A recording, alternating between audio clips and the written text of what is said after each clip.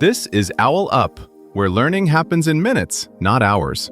For a deeper journey, explore all our courses at owlup.co.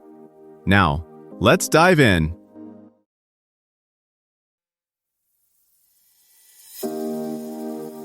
Welcome back to Chapter 2 of our series, Decoding the Modern Job Market.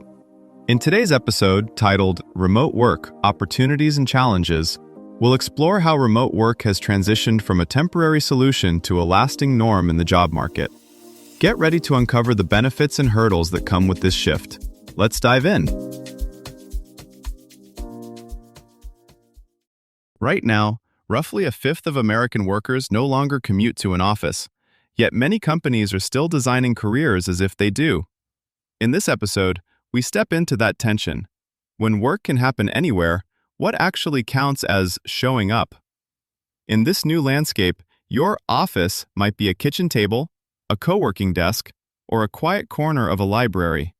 But the expectations around impact, trust, and visibility haven't disappeared. They've simply gone quiet and moved online. The research is clear. More people want remote options, and many are willing to trade salary for them. Yet organizations are still arguing over whether this shift boosts performance or erodes culture. Some teams thrive with members scattered across time zones. Others dissolve into missed messages and silent resentment. In practice, remote work isn't one thing. It's a spectrum of arrangements, norms, and tools that can either unlock deep focus or create 24/7 low-grade anxiety. Today, we'll unpack what actually makes the difference. The structures, habits, and decisions that turn working from anywhere into a sustainable career advantage instead of a slow, invisible stall. Here's where the numbers sharpen the picture. Analysts expect tens of millions more people to be outside traditional offices within a few years, yet promotion criteria, performance reviews, and even casual recognition rituals still quietly favor those who are easiest to see and hear. Some companies redesign roles around outcomes and async collaboration. Others default to endless video calls that drain focus and blur boundaries.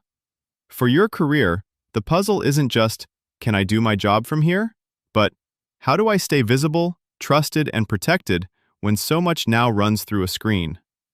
For your actual day-to-day, 3 levers matter more than any policy slide deck: what you produce, how you communicate, and how you protect your work and well-being. Start with what you produce.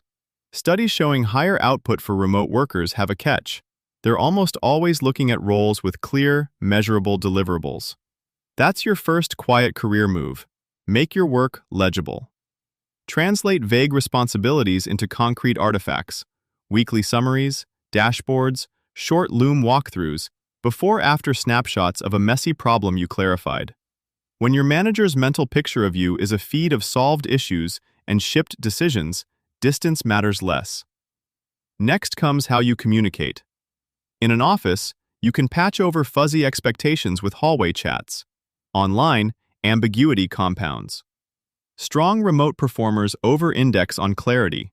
They confirm priorities in writing, timestamp decisions, and ask explicitly, what does good look like for this by Friday? They also adjust to the hidden architecture of time zones and tools, choosing channels on purpose, not habit. Video for conflict or complexity, text for records, quick voice notes when nuance matters but time is tight. Then there's the social fabric. Isolation doesn't just feel bad, it quietly narrows the flow of opportunities that reach you. The people who progress remotely tend to engineer surface area. They schedule short, agenda-light one-to-ones. They participate thoughtfully in team threads. They share credit publicly and feedback privately. Think of it less as networking and more as maintaining weak ties that keep information, and your name, moving. Underneath all this, security and boundaries become part of your professional skill set. Using strong authentication, updating devices, and treating unfamiliar links as suspect isn't just IT stuff. It signals reliability with sensitive work. Likewise, defining when you're online, how to reach you in a real emergency, and what you'll decline guards you from becoming the always-on person whose output looks impressive, but whose judgment erodes. These levers don't require a perfect company policy. They're closer to craft. the small, deliberate moves that make your work stand out, even when you're just another square in the grid. Think about the remote colleagues you quietly admire. One might be the cartographer.